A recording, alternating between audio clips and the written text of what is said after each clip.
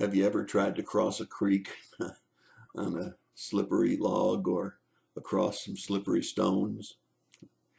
Have you ever tried to crawl up a moss-covered hill? Or how about walk on a fallen tree without slipping off? I just remembered about 19, let's see, would have been about 1980 or thereabouts. Maybe it was less than that. But anyway, I remember, it would have been 1974, 1975.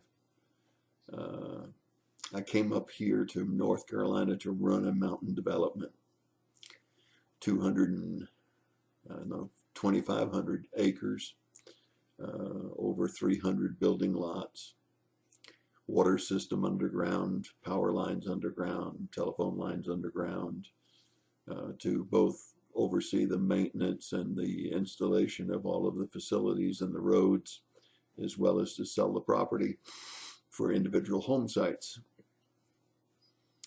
Being new to this area in the Carolinas, after a fairly light rain, I decided to go check on one of the job sites where we were putting in a well and a pump system, and pulled my Pontiac Catalina down just a gentle grade to the well site and to the pump house. Looked and see the progress of the job, and then went back to the car, put the car in reverse, and just sat there and spun. You see, here in the Carolinas, it's red clay. And when you have a little bit of water on red clay, it's just about the same as ice. No front wheel drive, no four-wheel drive, just sat there spinning with the big heavy V8 engine in the front and no weight on the back and that red clay. Well, needless to say, a lot of the North Carolinians that were working at the site had a good laugh, as we had to try to turn the car around in a very limited space by pushing it and shoving it and sliding it until we had the front end facing up and the back end facing down. And then with push from 3 or 4 workers, finally got my Pontiac Catalina out of the site and back on the road. And I'm sure they laughed for the next half an hour about this Florida boy that didn't know how to drive on Carolina red clay. Well, whether it's crossing a creek on slippery stones, whether it's a moss-covered hill, or whether it's a fallen tree, seems like that's what it's like trying to live in this world without Jesus. It's pretty slippery and pretty tricky.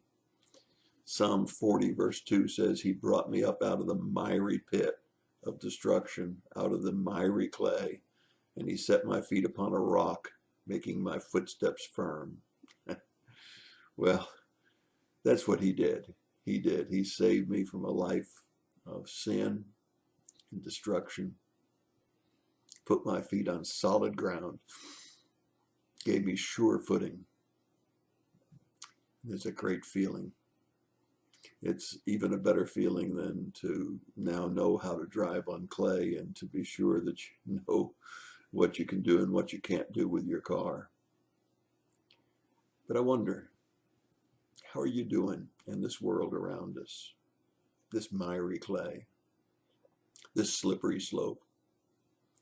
If you don't have yourself squarely in the center of Jesus' will, and you haven't trusted in him as Savior, it's just like being in a Pontiac Catalina, V8 first, sliding the wheels and slipping, and could easily go ahead and slide sideways until you fell off the cliff. Maybe it's time for you to think about your footing. Maybe it's time to live a little bit more for Jesus and a little less for this world. Get your feet on solid footing.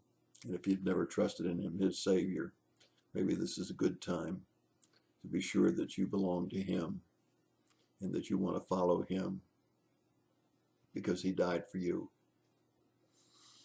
Good report from Temple Baptist Church. First night of revival, first day of revival, 4 people saved. That's an incredible, great thing. And I just rejoice with them and those decisions that were made. That's your thought for the day. God bless you and have a great day.